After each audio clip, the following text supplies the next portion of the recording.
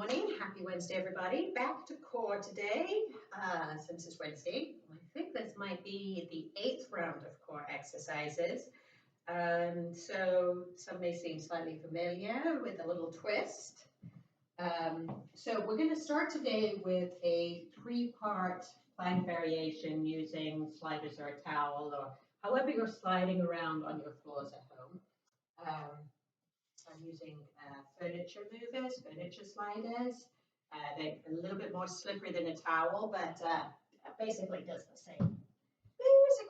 Trick. So you're going to set up with your toes grounded into whatever you're using in that plank position, right? Shoulders nice and supported.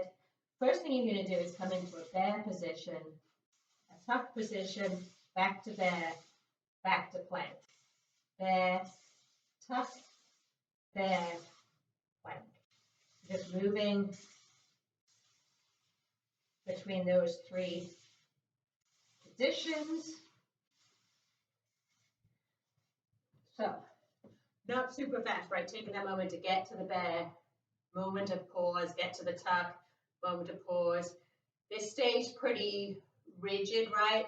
The only thing you really want to be aware of is we're not dropping that lower back and creating more than your natural arch in that lower back, right? So that the back stays supported for all 3 movements.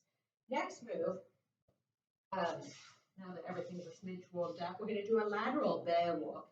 So you got to find that bear position again. And the easiest way to do that is just to find sort of that tabletop where everything's stacked. Right, knees are onto hips, and then you just literally pick your knees up an inch. And so to move laterally, you're going to move a hand, a foot, a hand, a foot, a foot. Trying the whole time to maintain the stability here to here. That distance, even as you move side to side, shouldn't change.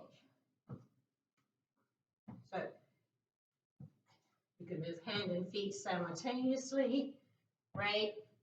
Outside hand, inside leg moving, and vice versa. Either way, whichever method you use, hand, hand, and then moving the feet, or hand, foot, keep this all locked in. All right, third exercise. You're going to need something to hold on to. You don't actually need a lot of pressure from whatever you're holding on to. I can just lightly sort of rest my fingertips underneath here, and it's enough to kind of keep me stable. So find something that's not going to move if you do put a little bit of pressure on, but you shouldn't be using a whole lot of pressure, right? The work should all be staying in the core. So you're going to hold on. I like toes together for this and heels out. That doesn't work for everybody. The rotation comes from the hip, and what that does is force not the hip flexors to do any of the movement, but the lower abdominals to do the movement. So I'm going to do a little press up to the ceiling. Control the lower back down, ground the lower back, lower the legs, back to that 90 degrees. Try and think about pushing the back down, lifting the feet up. Control back down. Down with control.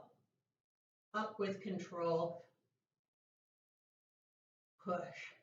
When you come down, try not to like bounce out of the bottom, right? So it's not like I'm bouncing right back up, right? You want to control. You'll feel when that lower back wants to start to come up off the mat. And that's just your signal that you come down low enough in the leg lift.